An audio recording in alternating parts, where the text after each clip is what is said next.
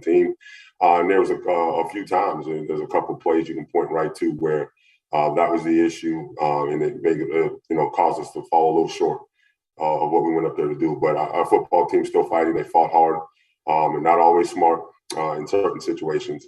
But yet, still did up, went up and had a pretty good day on the ground running the football and through the air and those things. And then, we can point to a couple plays where I know they had 366 yards rushing. But we can go to 3 or 4 plays where we have missed tackles and have people right at the spot to make the play and just didn't make the play to be made. And it's a whole different situation. So some things that we can build upon, clean up. The good thing is those are things that we control. We'll get back to work with having another bye week right now. Not obviously the way you want to go into a bye week, but, we have some things that we need to fix and shore up, and we're just going to go to work and keep attacking. All right, Coach, you mentioned having a second bye week. What is the specific plan for the week coming up? Again, very, very similar, to the first, to keep the focus on us and what we got to do to get better. Have some guys come out of that game kind of bumped and bruised up and those type of things. So heal a little bit, but get back to work on the things that we have to clean up as we get ready to go into conference play and those things that if we clean up and shore up, we're going to make ourselves a really good football team as we go into conference play. Awesome, Coach. We'll now turn it over to the media for questions, beginning with Mr. Nate Henry Jr. Good morning, Coach. How you doing? Hey, good morning. How you doing? Good. Howard University Sports Information Media Outlet. I have several questions. After this week's, First of all, what's the status of Quentin Williams' injury? Right now, Quentin's being evaluated. Obviously, we're evaluating him there in the game. He's being evaluated here over the next few days. So a bye week actually couldn't come at a better time to give him some of those days as he goes through our initial concussion protocol. Yes, sir. And you may have already answered this question, so I'm going to move on. Talk about the performance of the punter who had his best game. We knew we were going to be in a situation where he was going to see some heat, from them. In these type of games, one of those things those teams try to kind of prey on is your special teams. They don't think you're as sound as you need to be. And we proved them wrong in that aspect where we were ready for the heat and all those situations they were going to try to do. And we worked really hard on that during the bye week, and we went out and executed that part of the deal well, except for letting one long punt return out. Where, again, we had a guy right there at the spot to make a tackle, and we missed the tackle. That was kind of the theme of the day for us with all of the explosive plays they were able to create. The one in the kicking game and the one in the 4 or 5 explosives they had on offense was, we'll get people to the point, and we just got to make the plays. We got to make tackles, and we didn't tackle well in this game at all. Yes, sir. The punter, how was you impressed with his performance? Oh, really well, really well. I mean, he's just getting better and better, and that's kind of why we brought him in here from Australia as a grad transfer. And he performed really, really well under that duress and under that type of heat. Really stood in there and kicked the ball where we needed him to put it. Yes, sir. Last question. Eden James, speak of his emergence as he continues to progress. No, he's right where we want a talented freshman to be. As he continues to learn the game and get better in blitz protection and doing all of those type of things that you have to do well without just carrying the football. I think you've seen his development get better and better and better each week. And that's what you want to, continue to see out of a young, talented football player. And then when he does get his chances and go in to do some things, he capitalizes on those opportunities. So really pleased with his progression and looking forward to him to continue to progress. Yes, sir. Appreciate you and good luck in the game coming up against Harvard. Thank you, Coach. I appreciate that. Yes, sir. Dr. Cavill. Yes, this is Kenyatta Cavill with Dr. Cavill's Inside the HBC Sports Lab. I wanted to talk a little more about the offensive side of the ball. As you run the ball, you got Jared Hunter, number 2 running back, 5'10", 205 pounds, sophomore from Middle Virginia. But you also have Ian Wheeler, junior, 5'10", out of Houston, Texas, where I'm from. Talk a little bit about, you already talked about Edwin, but just the approach that you're having with running the ball. You were pretty successful at getting it done over 100 yards total, but you're having this combined package. Can you talk about a little bit about what each of those guys bring to the table? Oh man, that's a really good question, Doc. And I think, what we have to do is realize every one of those guys has got a different and unique skill set. And so as you try to fit it into, what we're doing into packages, into the system and those things so that their skill sets can come through in those situations is the challenge for us each and every week, because they're all three talented enough to be in the game at any point in time and really feel like you can make a difference in the game. But I think the whole idea is that, you put them in the packages, you get them out there on the field, and then if a guy happens to get the hot hand and is seeing it a little bit better and those type of things, you usually try to, make sure he's touching the skin a little bit more and often during that game because of the feel. It's just a feel thing when you get into games like that with these guys. But that's not to say, that the next guy can't go in and knock it out too. So it's a very good, issue for us to have. But we're doing a good job of disseminating the ball amongst those three guys, pretty much with some pretty good balance. And as we continue to build, that's going to be key down the road to have three backs that can go into the game at any time and kind of change the game for you. And what the best part about them is all three of them got really good hands out of the backfield, and they're all really good pass protectors too as well. So you don't see any liabilities with that when you're having those guys in the game. So that's something that we're going to continue to build our system around. We always want to run the football effectively. We've proven and shown that we can do that week in and week out, and that's going to continue to be our focus as we go forward.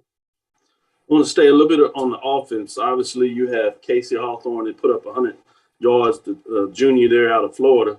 It's amazing how Howard, the brand, Mecca, can recruit across the country, and you see that with these players from different places. Young man out of Florida, as you talked about, Casey Hawthorne. He had over 112 yards, specifically in 7 catches, with one of them come from Jalen Tolbert, the backup quarterback that was able to get into action because of the injury, throwing a touchdown. Talk about the combination there. What do you have with Jalen if you have to go with him further? I know you have a couple of weeks with the open date to maybe get Quentin Williams back, who is the starter. But talk about what this does in terms of going a little deeper into the bench with both these players. Oh man, I tell you, it gives talented players an opportunity. Jalen Tolbert's a talented young man from Florida too as well. Played at down in South Florida, but won a lot of football games. He's a winner too as well, and I think it's important when you recruit in that position that you pick guys that come from that type of program. A program that's accustomed to winning and playing at an elite and high level of high school football. And Jalen's one of those guys. He's been around a lot of really good players. He's a really talented player that's learning how to settle into the system and become a well-rounded quarterback, not just an athlete playing quarterback, but become a quarterback as a processor and those type of things. So we're excited about Jalen, and don't blink if he has to ever go into a game and have the ability to run our offense at full capacity.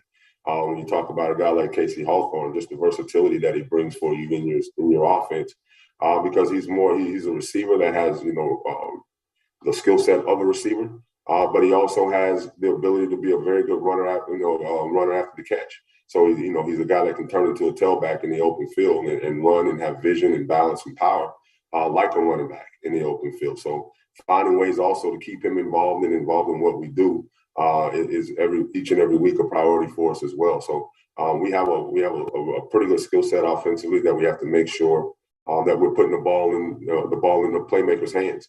And each and every week we're going to do that, and we're very thankful that we have a luxury of having a few guys that we can do that with. Appreciate you, Coach. Thanks, Doc. Appreciate it. Mr. Foreman? Thank you. Good morning, Coach Skip Foreman with the with HBCU Game Day. Harvard and Yale, an interesting combination of opponents, 2 trips up into the New England area. Can you tell how those 2 particular games came to be for Howard? I think it's just the story of traditional, academic institutions, right? That when you talk about in the academic realm or in the realm of high achieving, academic institutions, those names ring synonymous with those, with that. Harvard, Yale from the Ivy Leagues, and then Howard University, HBCU, that is, traditionally known for its academics and its, excellence and everything really at the top of the pyramid. So I think it just is one of those things that kind of ring through from a standpoint of putting together a competitive football game, putting those two, in the same arena at the same time. Probably in just about anything is going to have a pretty good ring to it. So to have an opportunity to do that in football right now is a really good thing for us. Now, they're really good football teams that we have to make sure that we're putting together a really good product and going and playing our best football too, which is a challenge for us, right, where we sit as we get ready to go into conference play as well. But I think in the end, it's going to be a benefit for us and as we move forward. So truly excited about the next opportunity in playing, Harvard. The good thing about that is it's still not quite a home game for us because it won't be played on campus here at Howard, but it'll be played at Audi Field here in DC. So definitely something that we're excited about. Have you found out anything from the Yale game that will prepare you to play Harvard, or are they separate entities? They're separate entities just because of nature. Obviously, they're two different football teams. But the identity of what both teams perceive themselves as is very much the same. They're going to be very sound. They're going to be disciplined. They're going to be well coached. They're going to be smart. They're going to be complex a little bit in what they do. With their schematics and different things like that, both offensively and defensively. So we're going to have to be prepared to handle the multitude of things and looks and variations that you see, which what we learned from the Yale that we're able to handle those. We got to, like I said, there's 3 or 4 plays you can point to directly where we had people right at the point of attack to get the ball on the ground and make tackles, and we missed tackles, and the ball got out for big plays. And if you do that, you take away those 3 or 4 plays, 366 yards rushing is more like 150 yards rushing, and it's a different football game because we were right there with them. And we turned the ball over twice; they turned the ball over 3 times. We took the ball away 3 times. So we what we learned through that game is that we're pretty good too, and we're executing and not doing things to beat ourselves. That we're a really good football team as well. So the confidence and different things like that we're building with this young football team is starting to really come through and reveal itself. And then it's also showing some things that we need to make sure we clean up. And there are things that we control. So we're just going to go back to work at it. Thank you, Coach. All right, Coach, those are all the questions we have for you. Thank you for being here with us today, and we will see you next week. Yes, sir. Thank you. Appreciate it, guys. See you guys next week. Take care. The Bison are off this week. Up next, we'll talk to North Carolina Central head coach, Trey Oliver. Good morning, Coach Oliver. How are you? I'm well, Karen. How are you doing this morning? Doing well. All right, Coach, tell us a little bit about Saturday's game at Campbell. Oh, that was an old-fashioned butt whooping. I mean, they beat us in all 3 phases. We couldn't stop the run. We turned the ball over offensively, and we lost the kicking game. And it was very disheartening. I talked to the staff. We knew they were coming off a bye week, so we were going to have to do a really good job as far as making adjustments in game. And I thought we did a poor job of making adjustments. You can't wait until halftime or Sunday to see what's going on and adjust. So we got down early, and unfortunately, we got down a little too early, and struggled coming back. But I was pleased with our guys' effort. I thought they continued to play hard throughout the second half and then primarily the fourth quarter. But we'll get it corrected this week. All right, you mentioned this week you guys are off. What's the focus for this open week? We'll give the guys a couple of days off, just let them get away from football a little bit and be just a regular college student. And, we're relatively healthy, but, a couple of guys that are banged up, let those guys recover, really focus on their academics and, technique and fundamentals as far as football is concerned. We'll really focus in on that. Awesome, Coach. We'll get to some media questions, beginning with Dr. Cavill. This is Kenyatta with Dr. Cavill's Inside the HBCU Sports Lab. Coach Oliver, I would ask how you doing this morning, but I know after a loss like that, it's about the work. This is another day in paradise, man. I'm well. I love it. Great attitude. With that, I had a colleague, Joshua Sims Jr., as we were discussing some of the games on Saturday, it talked about he thought he saw Campbell do up tempo. And that may have been some of the adjustments that you were talking about that you were able to get after halftime, but wanted to do it in game. Is that the case? Did you see up tempo, something that came in that was different than what Campbell traditionally does when you saw him on the film? Well, yeah, they did go tempo, and we practice that every day and practice and work on that. But we just got out to an unusually sluggish start. We didn't start as fast as we usually do. And then, I think the big thing was our run fits. Our run fits were terrible. And we, like I said, we waited too long to get that corrected, where the ball was hitting and how they were trying to attack us. And from the sideline, obviously, it's hard to see that. So, we have to do a better job communicating from the box down to the sideline exactly where the ball is hitting. But I think it was just about the run fits. The tempo, like I said, we have seen that before, but we just had to do a better job showing up the run. Follow-up question is, as you talked about giving the guys a couple of days off just to get away from before you get back into it, how do you move forward in regards to getting back to doing the things that Eagle Pride want to do in regards to moving forward with your football team as you get into conference play? Yeah, we had a staff team meeting yesterday, and I told the guys, I'm not going to come in here punching the wall and kicking over the podium and throwing coolers, throwing chairs. We saw the film, and we talked about Eagles can't beat Eagles, and we beat ourselves Saturday.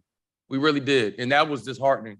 Campbell is a very good football team. They're an old football team, and they're very big. But we didn't give ourselves a chance. And, once we watched the film and the guys saw it, we didn't play well. So luckily, that wasn't a conference game. We about to get in conference play. We weren't going to win a championship or get a ring by beating Campbell, although we wanted that game. So we're going to get locked in. The guys had a great day of practice yesterday. The attitude was upbeat yesterday. Guys weren't moping around. And, we'll get back to work. But we're excited about conference play, and we're going to get better. We're going to improve. Thank you, Coach. Thank you. Darryl Duvall. Hey, Coach. This is Darryl Duvall with Pioneer U Media. Still, I want to say, regardless of y'all losing that game, I mean, obviously there was some good points out of that. And if you can kind of talk some of the things that you felt that came out of that game, some good points that came out of the game. Not many. We got a punt block. We turned the ball over several times. We didn't play well at all in all three phases. The one thing I will say is the demeanor and the body language of our football team. I like where we were in the fourth quarter. We were down bad, and the guys weren't pouting. The guys were still bouncing around. They're still cheering each other on. And, that's not a sign of a losing football team. That's a sign of somebody losing a football game. But that's not a sign of a losing program or losing team. So we're going to shake back from it. But it was very little that I was pleased with Saturday. Thank you, Coach. Good luck in your practice this week and in your bye and starting conference play. Yes, sir. Thank you. Mr. Foreman. Coach Oliver, good morning. Skip Foreman, HBCU Game Day. Good morning, Skip.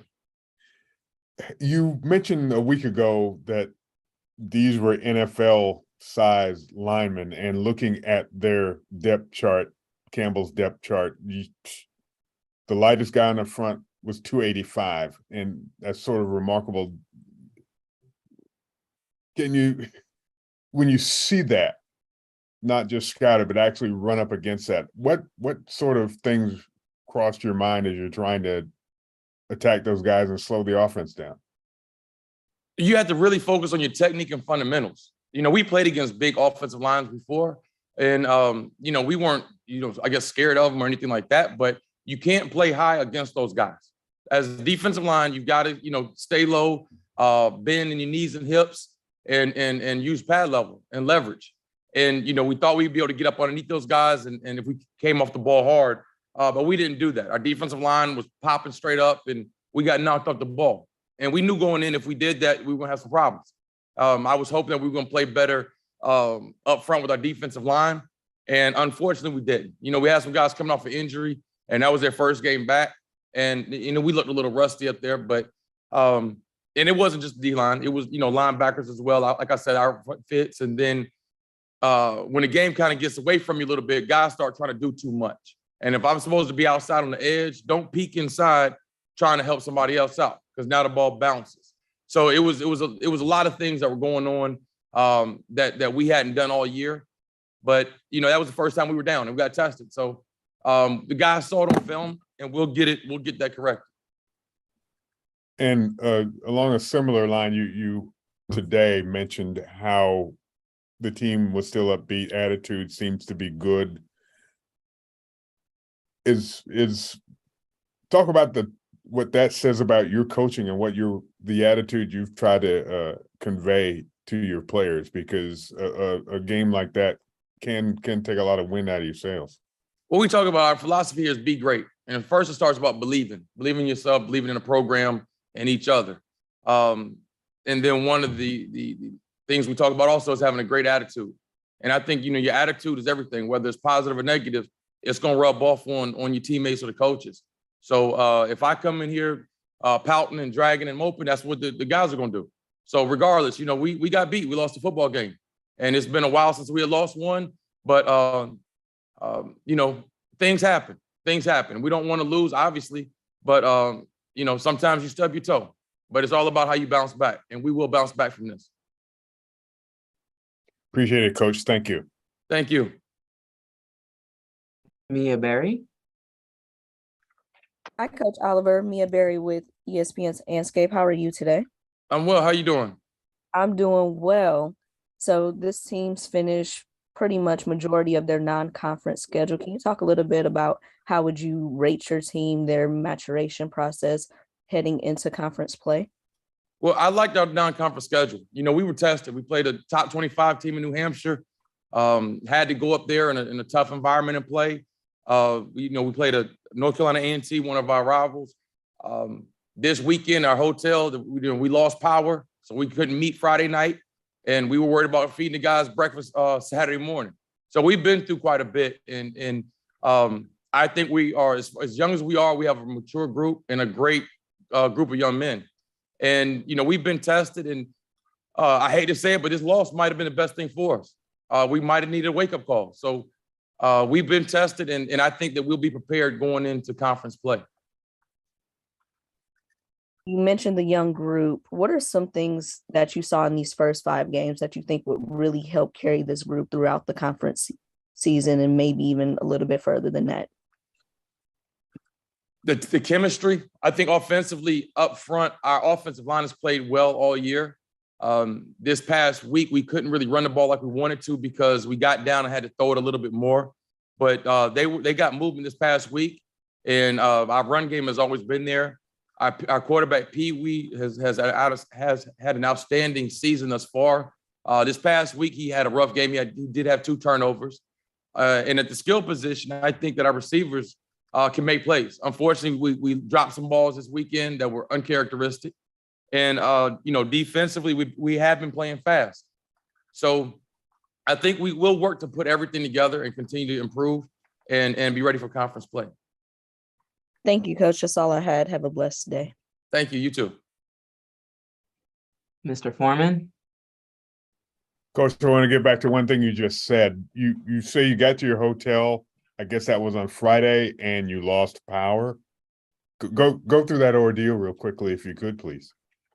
Well, Durham and Raleigh area had a lot of power outages, so we stayed in Raleigh, and the power went out right when after we had our devotion, and we were about to start our O&D meetings. So we didn't have the traditional Friday night meetings and film sessions that we usually do. Obviously, the hotel got hot because the AC was out. So I don't know how that affected the guys. None of them complained about it, but I know my room was very hot. And then my director of football ops, Andrea Perry, she was concerned about were we going to have power in the morning for breakfast. So we were scrambling, trying to find, some places to eat breakfast in the morning. But none of the guys complained about it. It is what it is. And we control what we can control. If it's out of our control, we don't worry about it. Guys did get to eat, although you had to scramble to make arrangements, though, right? Yes, sir. I think the power came on about 4:30 in the morning. So the hotel was able to provide breakfast. So we were fine. We were able to eat, and we were a lot better than a lot of people that were affected by the hurricane. I'll tell you that. Thank you. Thank you. All right, Coach Oliver, thank you for your time this morning. Have a good week, and we'll see you next Monday. Thank you, Karen. Have a good day. You too. Take care. The Eagles are off this week. Up next, we have Delaware State head coach Rod Milstead. Good morning, Coach Milstead. How are you? Good morning. Good morning. How are you? I am well.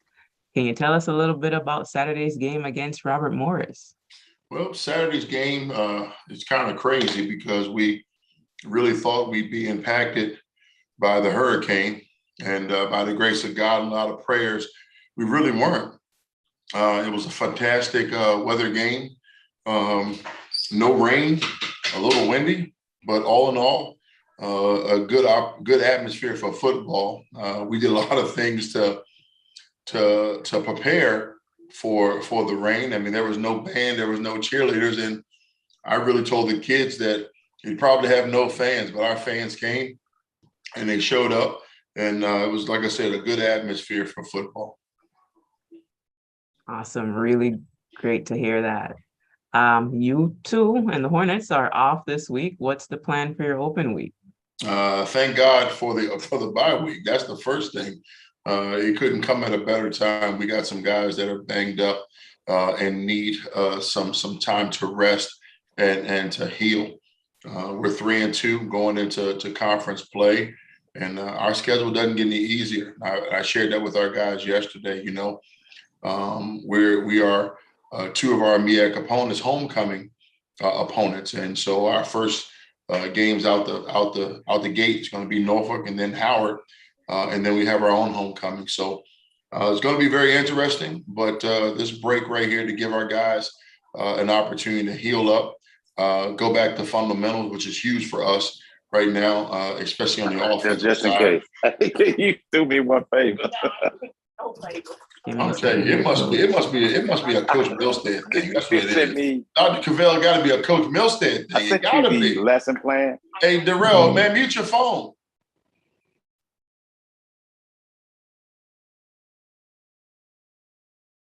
Oh, God. Yeah, they're saying oops. Okay, you should be good now, Coach, to unmute.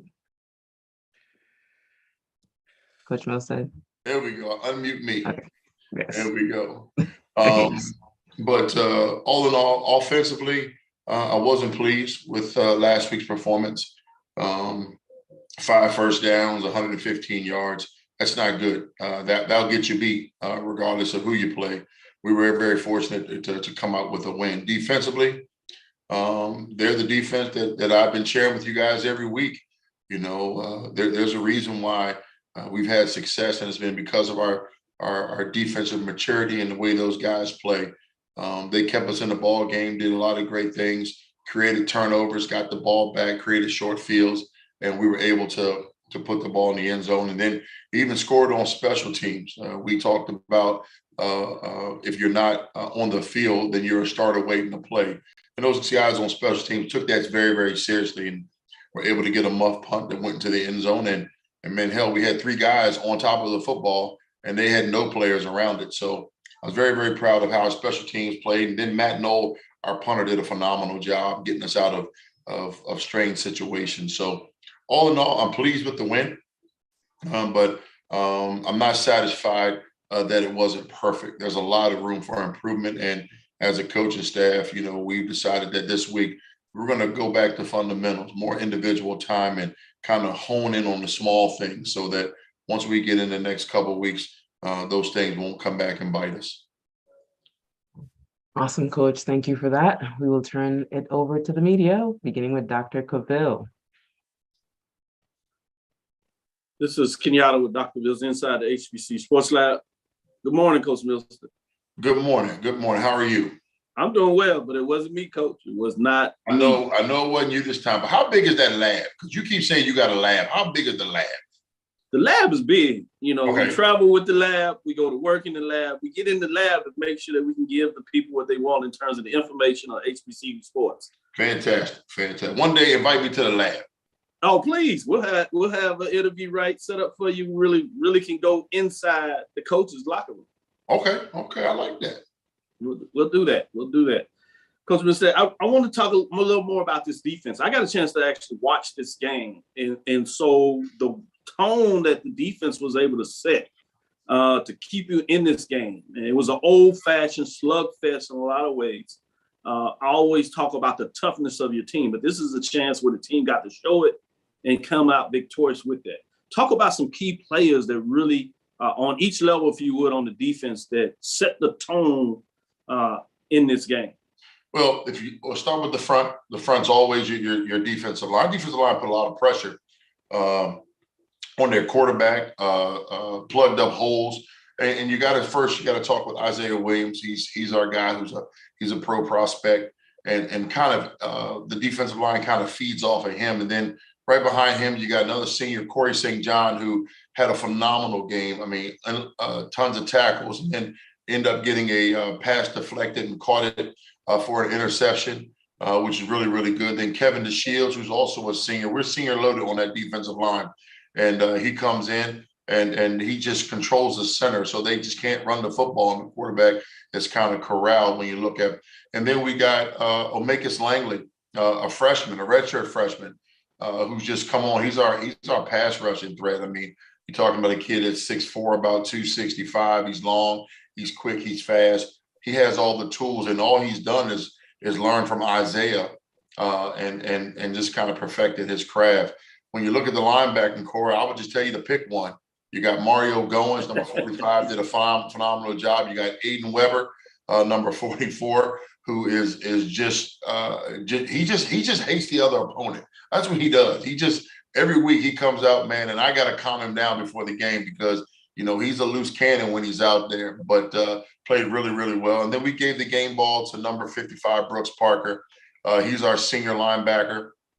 Brooks played lights out, and every week you see him getting better and better and better. And then Jesus Robinson comes off the bench and does an outstanding job as a reserve and made a key stop in the backfield in the third quarter. Our defensive backs, Jawan Granger had an outstanding game, and he came in second when we came to voting for the most valuable player on defense. And then, another pro prospect, Romel Harris Freeman, who's a 6'4" safety / corner.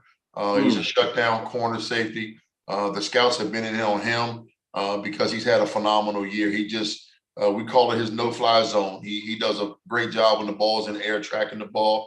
He doesn't pick it off. He's knocking it down. So altogether, those guys work well together. They understand one another. And it's truly the leadership of this football team is on my defensive side. Yeah, you can really tell how they play as a unit and swarm and cover for each other. I do want to go now to the offensive side of the ball with your running back, Marquise Gillis, 14 carries, 61 yards, had a big run of 41, but they were tough yards, and he kept just churning and moving the ball. And in this type of game, it wasn't necessarily the yards that you needed to get, but it's the fact that you had to keep pounding to make sure that you stayed on the field, to give the defense a little more rest and get it done. But talk about his toughness in terms of what he was able to get in this game, including able to get in the end zone. He's a hard-nosed football player with exceptional speed. As you watch the game, once he got an open field, you probably look on the sideline. My hands went up. You're not going to catch him. I mean, I've been looking for a back like this, and when we had Savion last year, Savion reminded me a lot of Emmitt Smith. He's a hard runner, getting in between. He can see the holes, and then he'll break for 45, but usually he gets caught, okay? Marquise Gillis is a different back, okay? When he hits it and he sees it, and once he breaks an open field, he has that speed to finish, and which is a great thing for us and something I've been looking for. We're banged up front, the offensive line, okay? Our center was out, right tackle's out. When you got two key pieces of your program, you got a backup guard playing center who's very uncomfortable, playing center his first time starting at center. So a lot of the snaps were low, some timing things were off, and we just couldn't get the production that we were looking for.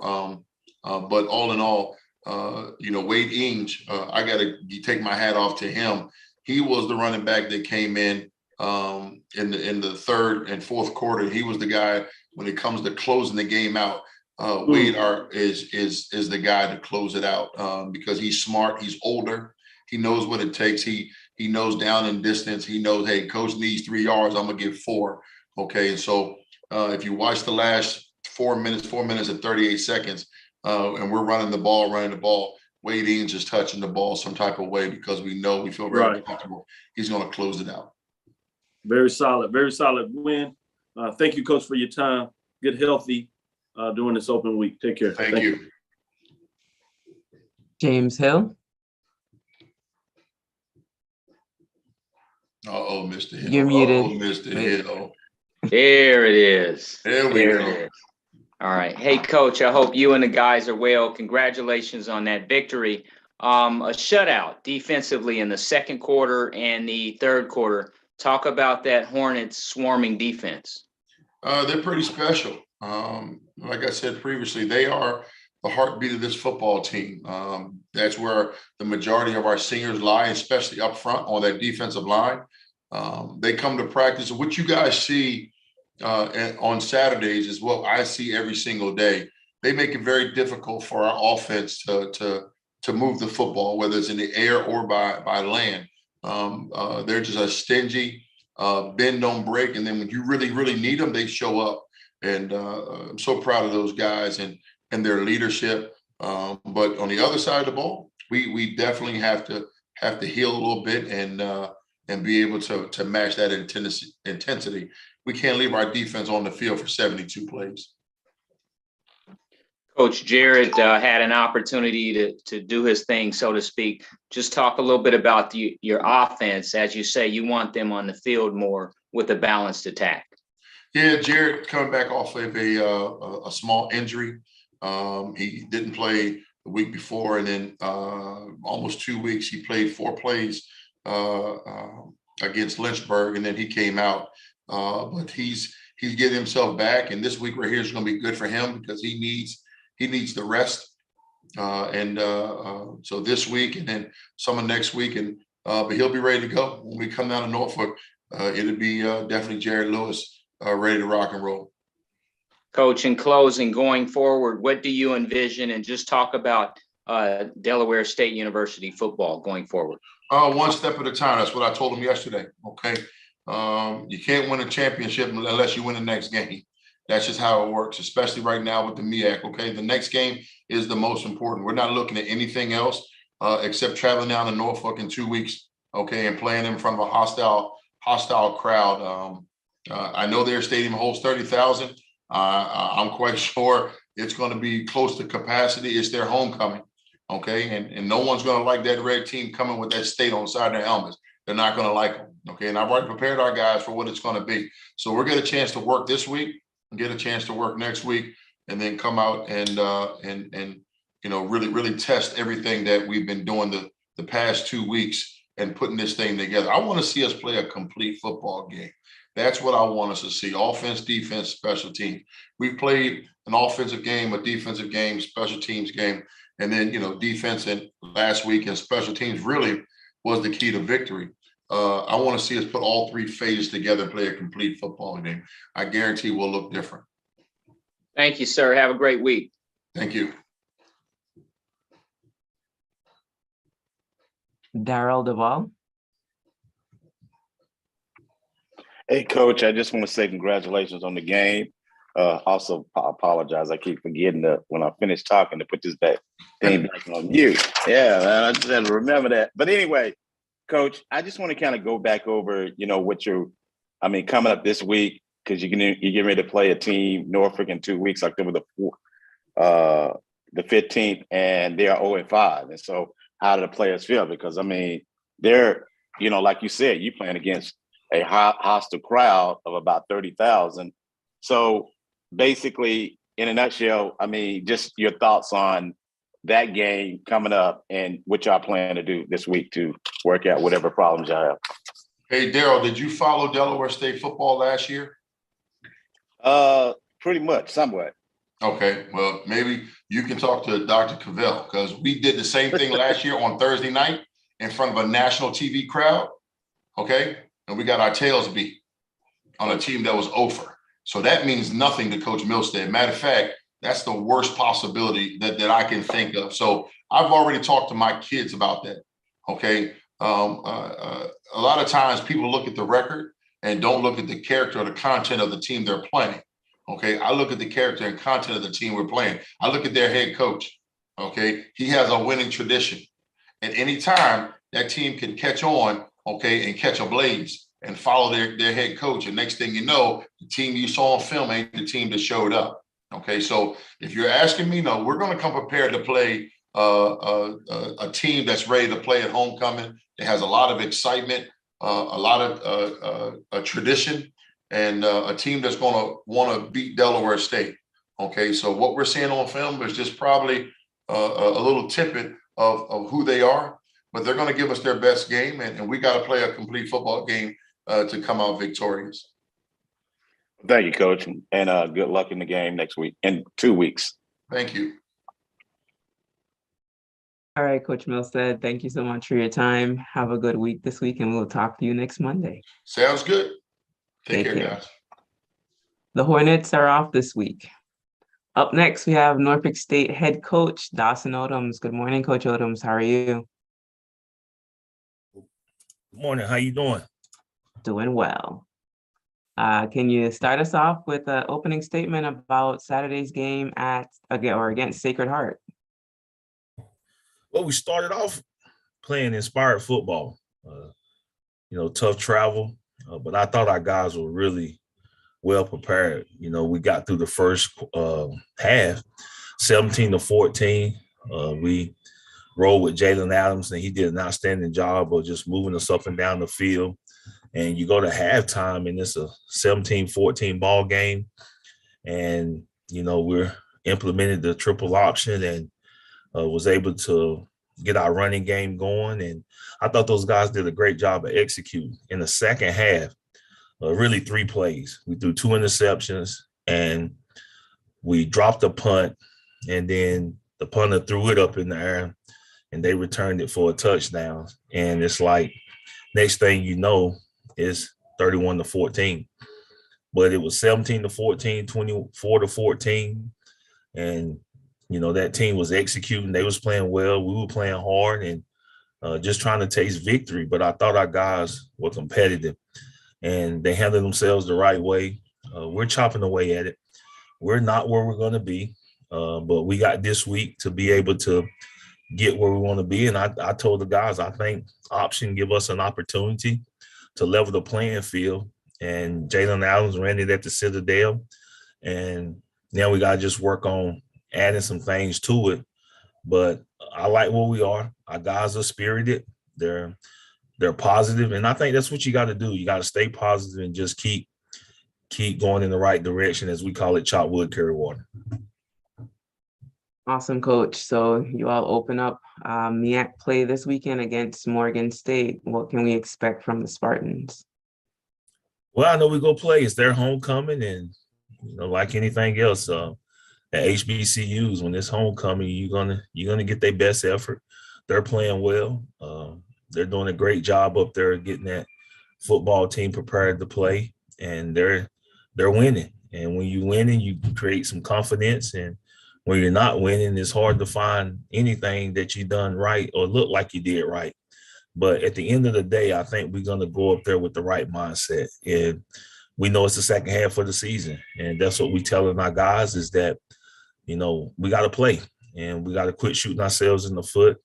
And that's been the story of this season, is that we found a way to create our own problems. So we can stay out of our own way.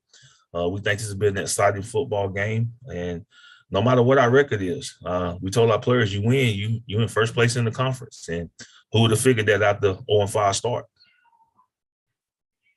Good point, Coach. All right, we'll turn it over to the media for some questions, beginning with Dr. Cavill. This is Kenyatta, Dr. Mills, inside the HB Sports Lab.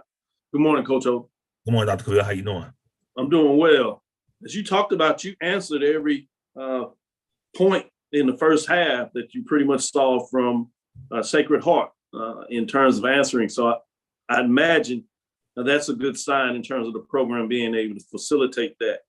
You also talked about implementing a new offense, if I caught that correct. Rushing, you put up 212 yards. Was that a part of it? And you did it with a mix of backs. Can you talk a little bit more about if that was a correct, the new offense, and certainly about what the running backs were able to achieve in this game with 212 yards total? Well, I don't think it was a new offense. We adjusted our offense to our personnel. Okay. And with Jalen Adams, he ran a similar style of offense at the Citadel. So he's familiar with it, and it gave us an opportunity to take advantage of his skill set. And it gave us an opportunity just during the second half. Those two interceptions were big, and then the botched punt. And I think if you just eliminate some mistakes, you at least go down into the fourth quarter with the game in position with you a chance to win. And that's really all you ask for as a coach, is give your team a chance to win a football game. And I thought our guys competed at a high enough level.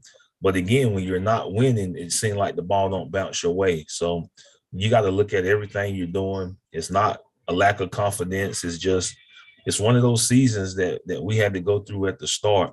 But I think we stumbled onto some things that's really helping us, and we're getting better. And one thing about it is it's 2 seasons in the MEAC. So nothing you did will stop you from achieving still the goals that are in front of you, and everything to play for starts on Saturday. Thank you for providing that clarity on the offense, and I appreciate that. Moving forward in terms of Morgan State, what have you seen in terms of preparation for that? Is this one of the games where you're going to try to do certain things to attack some things that you think you can get done, or is this more about continuing the development of the Spartan program? Well, I think each week you look at what a team does well, and you try to prepare yourself accordingly, try to get your guys lined up in the best position for success. They've done an outstanding job of playing great offense, great defense, and getting their team in position to win football games. It'll be an electric environment. We know how homecoming is. Everybody's coming off some bad weather from this week and looking forward to some good weather and some good football played on the gridiron. So we're excited about the opportunity. We know the challenge that lies ahead, and we know it's going to be a tough football game. But is it a winnable game? Yes, but you got to go play and you got to execute. If you don't do those things, it doesn't matter who you play. Most certainly. Thank you, Coach O. Good luck this weekend. Thank you. James Hill. Good morning, Coach. I hope you and the fellas are well. Can you talk a little bit about the Spartans Way, the faith of a mustard seed, chopping wood, carrying water, and continuing to march? Sooner or later, the things you put in, those ingredients, build success. Well, and it takes a little time. And believe me, we understand the difficulties. And I just put it in one word: infrastructure. And that's just the lay of the land. And we got to look at the entire program from top to bottom and how that relates to football and where we want to be in that relationship. And I know that we're going to do those things when we get to the off season. There's been an evaluation process. But like I tell people all the time is that, I go to church and things happen in your life and you say, where's the Lord? And why am I got to go through this? Why this is happening to me? And when you don't see things right away, your faith begin to slow down. It grow weary when you don't see results. That's why I'm process driven instead of result driven, because the process wins over time. Everybody's looking for certain results, but if the process is not in place, then the results that you're looking for are not going to be in your favor. So it's a process to winning. It's a process to sustaining a program. And we have to make sure that we're looking at all the pieces of the process and how it relates to football so that we can be the program that we're destined to be. And this is just a part of it. We're going through a part of the process that has us 0-5, but we still control our own destiny. We still believe in what we're doing. We believe in the young men that we have, and we're going to keep coaching hard and preparing hard every week. The ball still may not bounce our way, but again, we got a chance to change that on Saturday. Coach, the first half was successful last weekend. As you continue to work with that, just talk a little bit about third downs and then moving forward. And there's another opportunity when you see Morgan. Well, third down efficiency. I think in that ball game, both teams were 5 of 12. We got off the field on defense, and offensively we got to stay on the field. But both teams were in some third and longs, and that's hard to execute third and long. And then fourth down. When you're struggling on offense, you tend to go for it a little bit more on fourth down because you're trying to extend drives and just trying to get points. And we weren't very good on fourth down. So, but we moved the ball. We had the ball in position, chances to make some plays. But again, it was our first game where we went out there with a running attack and was able to run the ball and but didn't control the clock in the second half because we had turnovers. So that's how we have to play this year. And we understand that. And we're looking at all the components of what we're doing and how we're doing it and trying to put the guys in position to be successful. Thank you, sir. Have a blessed week. Thank you. Brian Smith. Good morning, Coach. I guess two questions. One, being 0-5, just listening to you, that this team obviously hasn't given up. The effort's there. Has this team, despite being 0-5, found its identity? If so, what is it? Well, we played two quarterbacks in the first three games and the last two games. We hang our hat on being a competitive football team that has the ability to be able to run the football. And we haven't been able to do that up until last week. So we're able to run the football. Now, hopefully we're able to do that on a more consistent basis and open up the passing game. And if we're able to do that, then the sky's the limit. We have some guys that can make some plays, but when you can't run the football, it's tough. It's tough to put it on your quarterback and say you're going to throw it around every play. And the defensive guys are too skilled for that, from the secondary and linebackers and D-line. When they can pin their ears back and get out there, it's tough when you just want to throw the ball. So it was good to see us be able to run the ball last week for some success.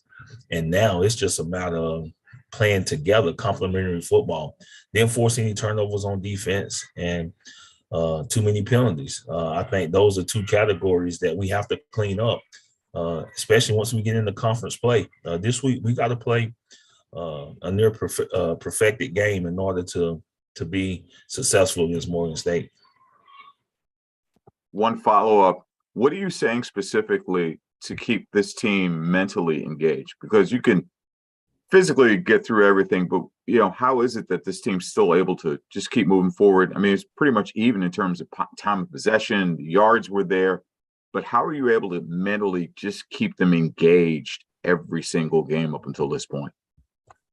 Well, I mean, you use all the experiences that you've had as a coach, as a person, and we've been through a lot of adversity. I've been through a lot of adversity in my life. A lot of people say, how you stay so calm on the sideline? Let's make sure we all understand. We're guaranteed 60 minutes. No matter what happens in a football game, we're guaranteed 60 minutes. So if you do what you're supposed to, then that 60 minutes may go in your favor. If you don't, then it's not going to go in your favor. So at the end of the day, we understand that. I don't believe that you can be a successful leader over time if you're a screamer or a yeller in the midst of adversity. If we're all in the same war, our minds must stay calm and cool so we can make the best decisions in order for us to win the war. And that's what I believe in, being level-headed, so that I teach my players to stay the same way. We keep a level of focus, a level of concentration throughout the ball game. And I saw it at its best on Saturday against Sacred Heart. They did an outstanding job of controlling their emotions, staying in the game. And that's when you begin to see the turnaround. And eventually the ball's going to bounce our way. And we hope that happened this Saturday. Thank you, Coach. All right, Daryl Duvall. Coach, hey, this is Daryl Duvall, Powering You Media. I just want to say, I got just 2 points, 2 key points. And I followed you when you were at Southern and the SWAC, and you're now in the MEAC. And, again, you are 0-5, but you all are doing better as weeks progress. I'm going to go back to, what is the atmosphere again in the locker room, especially when you're coming from what you've done in the past. And your coach at Delaware State really talked about you and I know what you've done at Southern. So I just want to kind of go talk about, the atmosphere and how you bring the leadership to the players. Well, I think you got to be realistic at who you are and be realistic at understanding where you are. This is not a unrealistic approach. Everybody look at our roster. You can clearly see that we're a young football team, and not everybody know our infrastructure. And everybody says, what's the difference between the success at your last place and where you are now? Everybody has to get on the same page at the level of importance of football. And when that happens, then you'll see a significant turnaround at Norfolk State. Until that happens, it's not going to turn around. And that's whether I'm the head coach or whether somebody else is the head coach. It's certain things got to be in place for these young men to operate at a higher level. And we've spoke on those things. They understand the level of interest that I have in moving the program forward. They understand why we're struggling right now.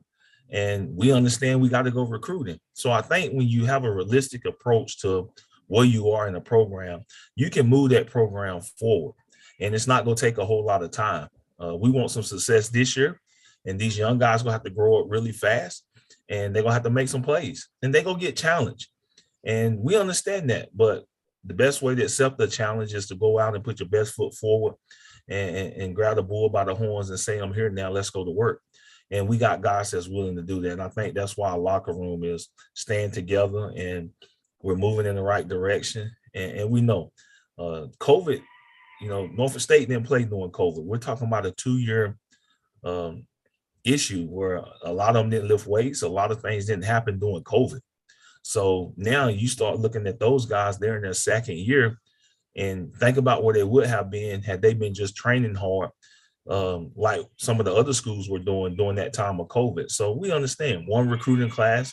Next year will be our third season, but we only got, our second recruiting class. Normally you would have 3 recruiting classes in had you came in January.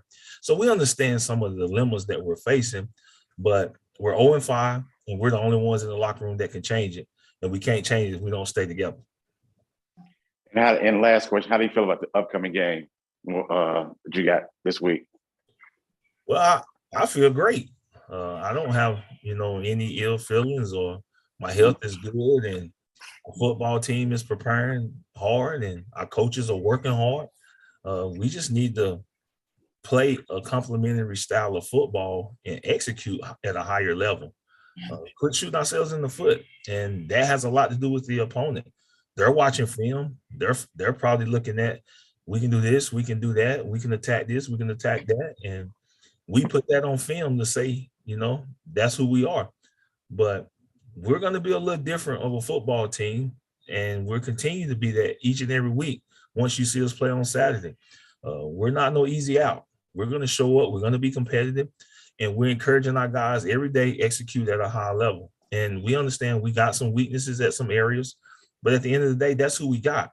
And we're going to roll out that football and we'll kick it off at 1 o'clock and we're going to be ready to play.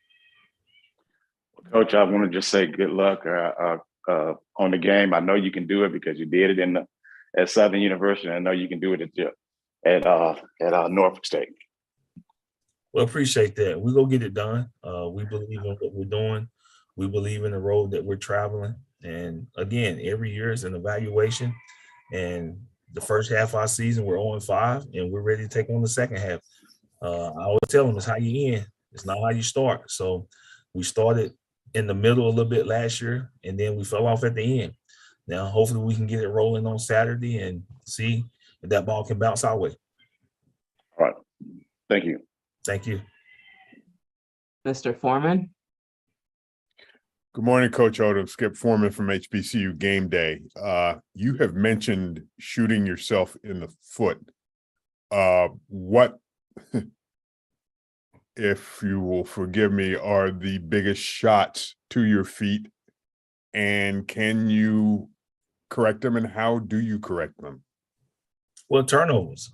I thought we were driving the football, and we had 2 interceptions. and then untimely penalties. We break a play, get called back for whatever reason.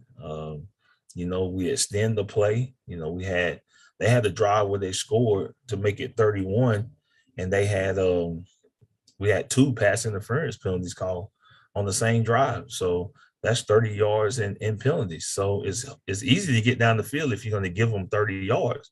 So it's those kind of things that we're making those kind of mistakes, and we have some guys out there that are very young and they're competing. And my thing is, don't get discouraged. Okay, it's going to happen, but you got to bounce back, have a short memory, and you got to grow up.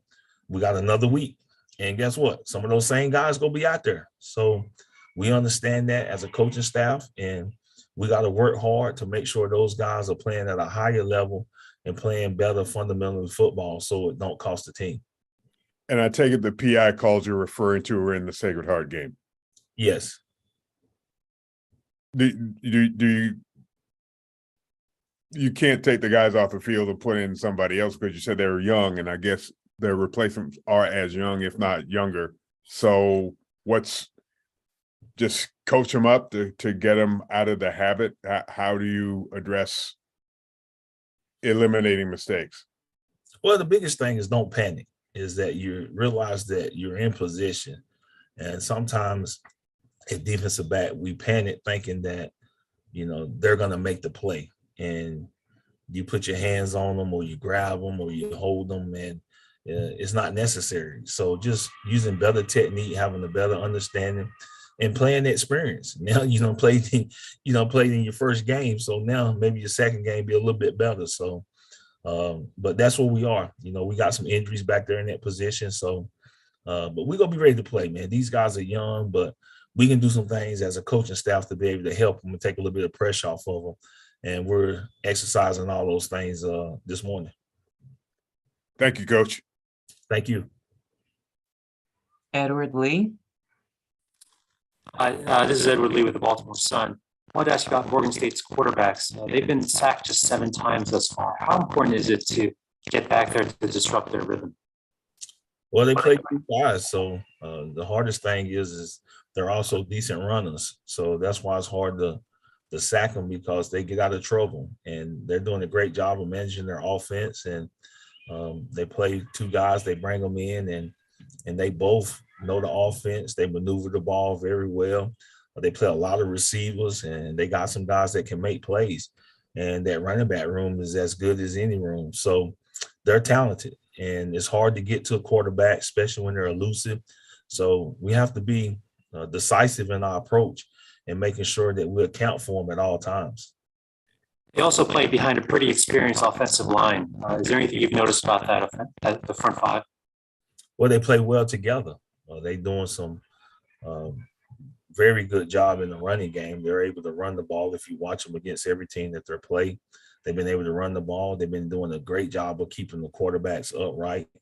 So they're doing a good job. Their O-line is well coached, and they're a good group of guys, and they have a lot of guys on played a lot of snaps. So that always helps. So it'll be a challenge. We think one of our most talented groups is our D-line, and hopefully we can play a lot of guys and play well. If we can, we think we'll like our chances on Saturday. Thank you. Thank you. All right, Coach Adams, thank you for your time today. Good luck this weekend, and we'll see you next Monday. Always thank you. Behold, the green and gold. Norfolk State opens conference play on Saturday at 1 p.m.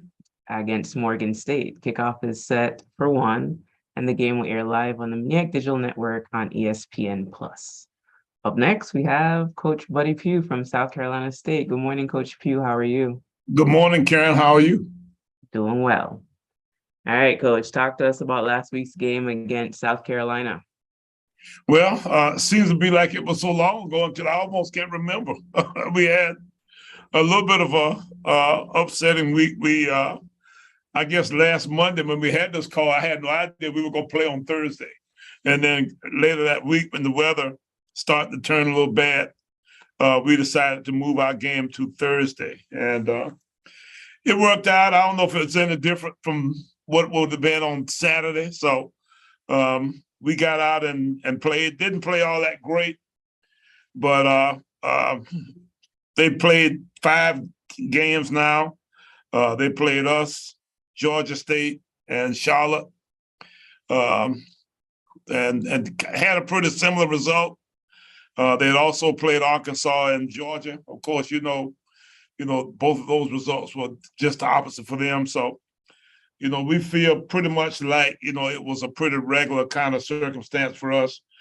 We made some mistakes, though. I thought we could have played better, had some opportunities to make some things happen, had a score 2 call back, and had some success, mostly in the run game with our second team quarterback, with Tyrese Nick, who had played for us a good bit previously. And we got him in there, and he made some things happen for us. So it was a tough game. We got beaten up pretty badly, but at the same time, it was a good experience for our guys. And our guys are still pretty positive. I don't know if we as positive as Coach, I guess maybe Odom's and his crowd. I'm awfully impressed with him and how he's handled, that circumstance up there. But, we're in a similar kind of circumstance. We are 1-3, and we didn't anticipate being here. We thought we'd be better.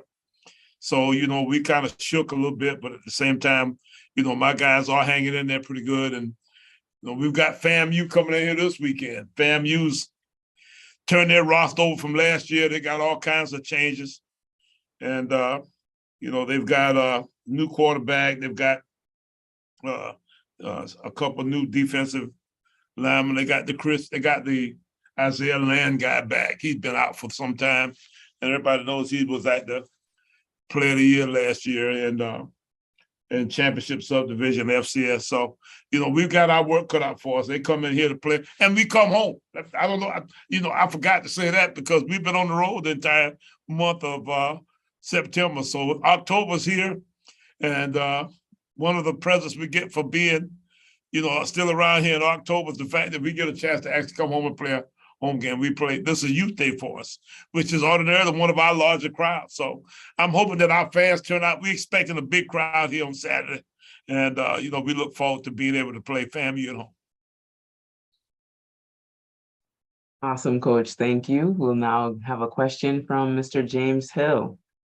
Coach, I hope you and the Bulldogs are well.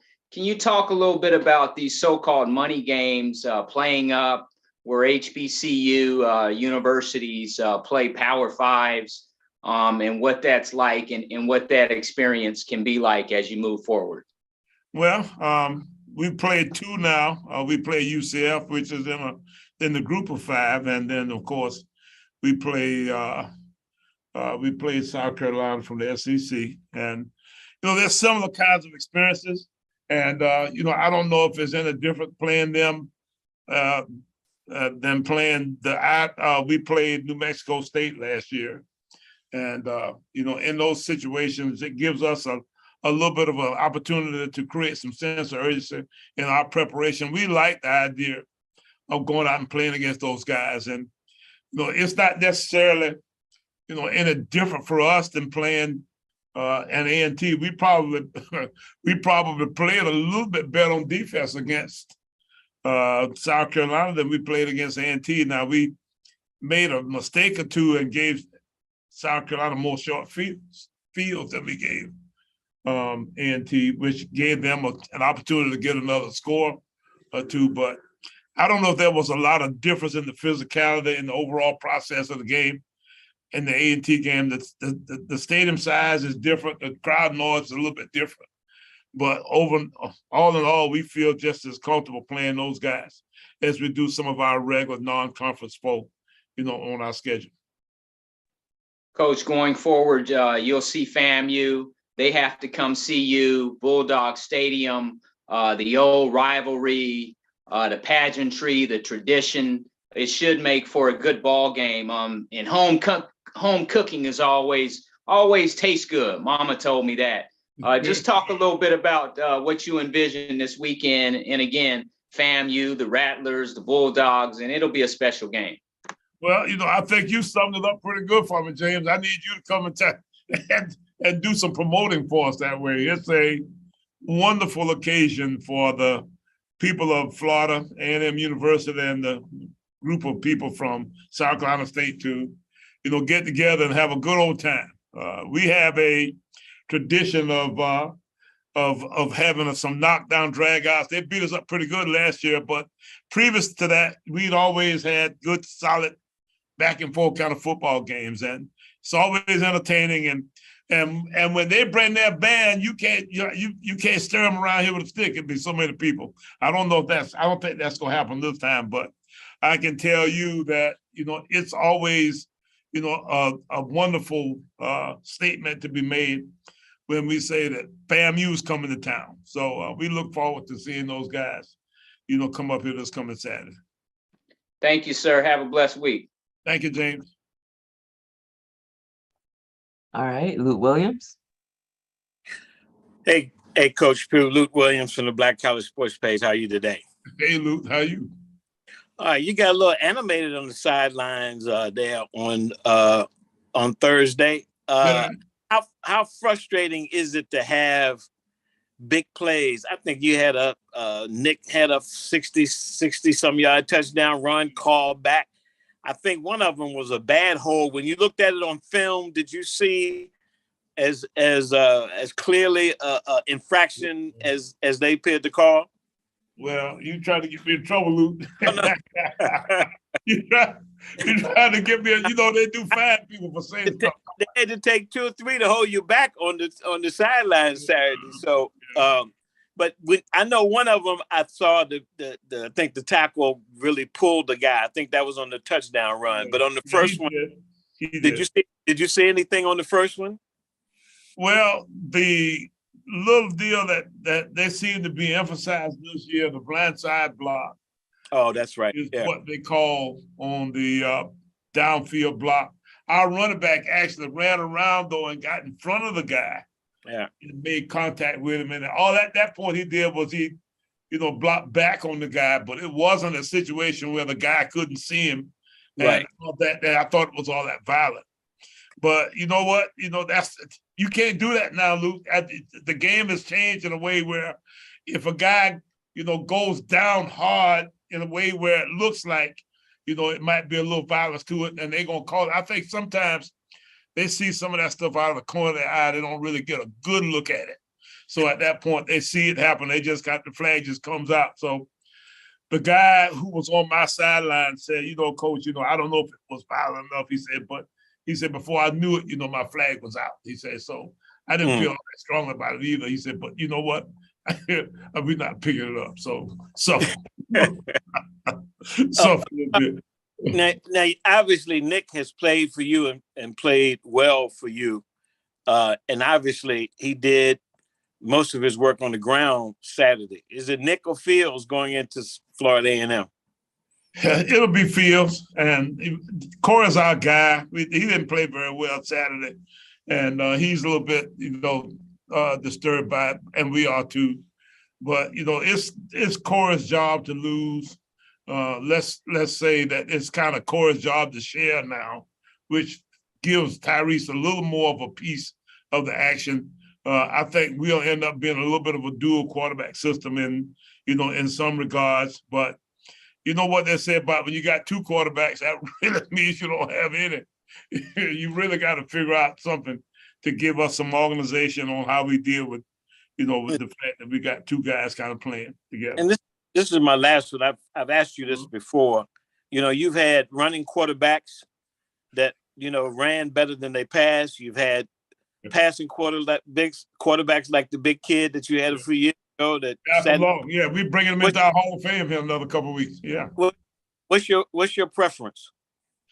You got to dance with what you brought to, the girl that you brought to the dance. Sometimes you have one, and the other time you have the other, Luke. You got to work with it. You got to design your offense or your plan around the skill set of the guy that you got on your team at that point. You can't sit around saying, man, my quarterback is this, but I'm gonna do that. No, you got to figure it out. You got to somehow figure out how to survive. Well, it's a credit to you, Coach, that you've won with either one. Congratulations. Good luck Saturday against Bam. Thank you so much. Mr. Foreman?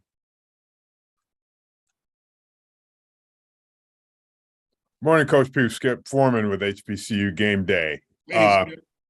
Did the extended time off give you a chance to get some things done that maybe a regular week would not have? You mean for this coming week for FAMU? Yes, sir. You know what? Not really, because we were all kind of on pins and needles trying to get that storm through here. So we generally we were looking to make sure that our guys were out of harm's way. And although we kind of missed the whole deal on our part, some parts of our state still have some pretty, kind of devastating kind of effects on it. So, we were more or less trying to make sure that we got that done first. So we brought our guys back on Sunday, which would have been the regular start of a regular week. And at that point, then we go on business as usual. And it's Florida A&M. Their season started with a little bit of turmoil. Then they ran into Jackson State. They're trying to get the ship righted now. What sort of challenges do they pose for you after your game and after their game? Yeah, I think they played better here recently than any of us. They definitely are on a stronger roll right now for sure. They beat up on Mississippi Valley this past weekend. Mississippi Valley only scored on one long play. The week prior to that, they played Alabama A&M, and that was kind of a, I guess maybe close game for a half. But you know what? They seem to be kind of improving. You can tell that they slowly but surely filling their roster in. They've got a bunch of transfers. Willie's done a nice job of putting on some of the top transfer kids in the country on that team. And, I don't know exactly if that was the case or not when they were dealing with the issue they were dealing with, but we haven't been able to actually have the kind of numbers of transfers that they've been seeming to be able to have.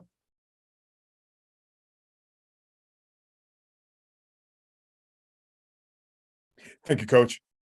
Thank you. All right, Coach Pugh, thank you for your time this morning. Good luck this weekend against FAMU. Thank you, Karen. Y'all have a good rest of the week. You too. Take care. Mm-hmm. South Carolina State finally gets to play at LC Dawson Stadium on Saturday when the Bulldogs host Florida A&M. Kickoff is set for 2 p.m. and the game will air live on the MEAC digital network on ESPN+. Joining us next, we have Morgan State head coach Damon Wilson. Good morning, Coach Wilson. How are you? I'm good, Karen. How are you doing? Doing well. All right, can you talk to us a little bit against Saturday's game against Virginia Lynchburg? Yes, I think we played probably 2.5 to 3 good quarters of football, but we were able to get out of there with the win and also get some playing time from some guys. All in all, we're pretty healthy coming out of the game, and that was one of our key focuses, as well as getting some guys some playing time. However, we were heavily penalized, and we went back yesterday and reviewed those situations play by play, penalty by penalty. And, we must do a better job and play more disciplined football. All right, Coach, and the Bears open up MEAC play this weekend against Norfolk State. What can we expect from the team? It's going to be a hard-fought game. Norfolk State and Coach Oldham, they're doing a great job just getting everything together and implementing his systems. And we'll have a lot of similarities as far as coaching changes and that sort of thing on our staffs. But he has a lot of athletes there. They're going to run that football. They'll be physical up front. So we must play mistake-free football and have an opportunity to win. Awesome, Coach. We'll jump to the media real quick, beginning with James Hill. Morning, Coach. I hope you and the guys are well. Talk a little bit about Bears Nation and, again, the opportunity to play a team that on paper, they're 0-5, but it's a dangerous team because they have athletes, good coaching, and they're ready to play. Like I said, we're excited. This is homecoming week, so it's a lot going on campus. And like I explained to the guys, homecoming is for everybody else. It's not for them. Our job is to handle our business on Saturday during the game. And as long as we stay focused and continue to correct the mistakes that we made this past week, I think we'll be in good shape. But as you mentioned, man, they're an 0-5 team, but they didn't play a traditional FCS schedule either. So that's a very good football team with some very good snaps, took some good snaps against some opposing teams. So they have some experience now and experience at the high level. So therefore, we know it's going to be a challenge, but we're going to prepare our guys to play and be ready to roll. Coach Wilson, you're putting your stamp on this ball club and this Morgan State University football program. Just talk about giving them the winning mentality and the ingredients as you move forward. And it's all about the student athletes, the education, and football games on Saturday. It's about doing all the little things right. That's what we talk about around here, taking care of the little things, and the big things, they'll happen. And you doing the things that require no talent, just giving effort, being accountable, being courteous on the campus, going to study hall, being on time. All of those little things builds a successful program. And until we get to that point and where everyone is doing all the little things right, we're going to continue to have some challenges. And for example, those are penalties. Those are some of those challenges. Those are some undisciplined plays that we made. We're being selfish versus selfless. And that's another thing that we talk about around here. So, we're going in the right direction. I'm extremely excited that the guys have able to experience some success, but we still have a long way to go. Thank you, sir. Have a blessed week. Yes, sir. You too. Dr. Cavill. Yes, Dr. Kenyatta Cavill, Dr. Cavill's inside the HBC Sports Lab. Good morning, Coach Wilson. How you doing, Doc? Doing well. I want to talk about your experience and how you were able to set up the framework of coaching the team in the past of having your conference schedule this late in the season after playing 4 or 5 teams in the open date. How has that changed, or anything that you've learned from that perspective? It's definitely a lot different for me because coming out of the CIAA pretty much after week 2, if you lose week 3 or 4, you're pretty much out of the hunt. Here, you pretty much almost have 2 seasons, and I hate to look at it as a preseason, but it's you kind of look at those non-conference games somewhat as a preseason deal. Some ways you're trying to, of course, have success and win ball games, but you're also trying to prepare for MEAC play. So it definitely is a difference. There's a difference for me. I'm glad I have some coaches on my staff that have experienced this before, so we're able to work together and talk through certain things to put our guys in the best situation to be successful. Follow-up question is to talk about the matchup.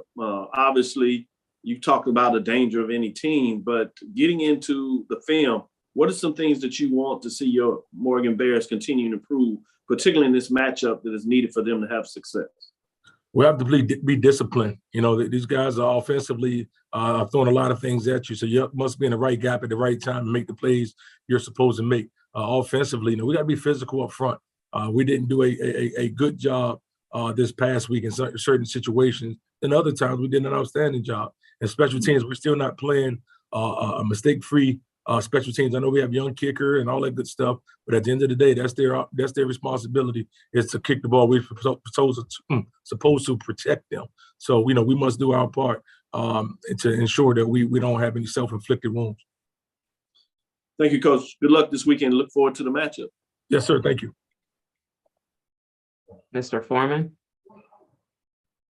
Good morning, Coach Skip Foreman with HBCU Game Day. You alluded to this earlier in regard to Norfolk State's winless record. What do you tell players specifically when they have to compete, but they look at the opponent and see they haven't won any games? What's your philosophy at this point? We're at the place where we're just focusing on ourselves. We're focusing on Morgan State and what we can do to get better, more so than our opponent. We're going to understand schematically what our opponent brings to the table, but the reality is we're a program that we must get better, and we must do the things that we need to do to give ourselves a chance to be successful. We're not in a place to look at anybody's record. We're trying to build a successful program here. So we must, once again, we just played a team that didn't have any wins coming into the game, but they gave us everything they had. And we made a lot of mistakes that game. Norfolk State is a much better team than the one we just played. So therefore, we have no room to look at a win-loss record because we haven't accomplished what we need to accomplish here at Morgan State. What then do you need to see on Saturday to make sure that goal is met, that you're playing Morgan State football and not off schedule, off course? I think that started yesterday and Sunday. You know, when we watched film, we sat back and watched the mistakes that we made on Saturday, and to hear the guys acknowledge and acknowledge their mistakes and then tell you how they need to correct those mistakes or how we need to correct those mistakes, and then go out and get some things done. And they on a captain setting where they were able to talk through some situations, understand situational football, and then it's going to carry over to tomorrow morning's practice. We must come out with a lot of energy tomorrow morning, making sure that we understand the game plan going into the week and having a great preparation week. And we do that. I think like I said, we'll be in good shape. There's no rain this week in the forecast, so we should have some good weather, have a good atmosphere. And like I said, we're excited. It's my first homecoming here at Morgan State, and so I'm excited. Thank you, Coach. Mm-hmm. Edward Lee.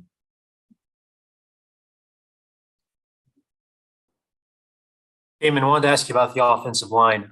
You inherited a group that was pretty experienced from last year. How important has it been for that group to have that chemistry from last season? Well, it's definitely is important for those guys to have had some snaps under their belt. And they're our guys now. I think you used the word inherited, and we did. And they are our guys. They're learning our system.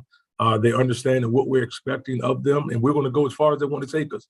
Any team I've been a part of, your offensive line, your defensive line plays good football, gives you an opportunity to win games. So it's everything that we do is going to be based upon what those guys allow us to do up front. So if we continue to get better up front and eliminate, like I say, mental errors and missed blocks or missed calls, we'll be in great shape. We'll be in great shape. But I'm excited about the guys that we have up front, and we want to follow their lead. Have you seen anything specifically about what those front five have been able to do, particularly in pass protection? The communication, man. These guys hang out together outside of the football field. They communicate. Anytime one may make a mistake, you don't hear another one getting on them. You hear them give them some uplift and getting them prepared for the next play. That's something that's priceless because they can genuinely care about one another. They're still fairly young. We only have one senior on that offensive line. Everybody else is underclassmen. And, so they're young, but once again, they care about one another and they play hard for one another. Obviously, I'm guessing that it's important for every player to be injury-free, but particularly with the offensive line, does it help that those five guys have been relatively injury-free? Well, actually, we've had probably a different lineup of one or two guys each week, or guy missed some snaps because of injury. So we've battled a little bit through that, and we've got some guys of quality reps during the course of a game, so we can build some more depth. But all in all, like I said, we've been pretty healthy up front, and we need to stay that way in order for us to have a chance. Thank you, Damon. Yes, sir. Shakira Martin. Hey, Coach, quick question. You mentioned that it's your first homecoming game with Morgan State, and then, just opening up conference play with the homecoming. I'm just really curious on how are you doing with your own jitters with what comes with the atmosphere? And two, how do you keep your team basically focused to where it's like, hey, as you said earlier, homecoming is for everybody, but you guys until the work is done on Saturday. That's great. You said my own jitters. I've been coaching now, I think 24, 25 years at the collegiate level. And one thing I've understood about jitters is just when you prepare, you're not as jittery. So if I get jittery, I need to watch some more film. I need to look at some more stats. I need to do some more work so I can ease my nerves. But all in all, like the guys, the coaching staff I have, they're doing a great job keeping the guys level-headed. I have a group of men that really believe in developing and teaching young kids how to deal with the moment and win the day. And that's something that we're focused on around here. As long as we stay with that mindset, we'll be in great shape. But I'm excited, though. I have a lot of family members that graduated from Morgan State University. And, I'm an alum of a university. I'm a two-time alum of a particular university. And there's nothing like homecoming when you go back. So it's our responsibility to make sure we uphold our end of the bargain as a football team and put a positive product on the field.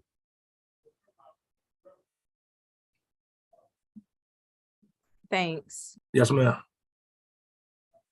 All right, Coach Wilson, thank you for your time today. Good luck this week and happy homecoming. Yes, ma'am. Thank you. Take care. The Bears host Norfolk State at 1 p.m. on Saturday. The game will air live on the MEAC Digital Network on ESPN+. At this time, we'd like to conclude today's press conference, but before we do, we'd like to thank our media members for being in attendance, the MEAC Sports Information Directors for their help with today's call, And as always, the MEAC would like to thank its corporate partners. Please join us next Monday, October 10th, for our next press conference that will begin at 10 a.m. And as always, for up-to-date news on MEAC football and other sponsored sports, log on to meacsports.com. Follow MEAC Sports on Facebook, Twitter, Instagram, and TikTok, and subscribe to the MEAC Digital Network on YouTube. Once again, thank you everybody for being here and have a great football week.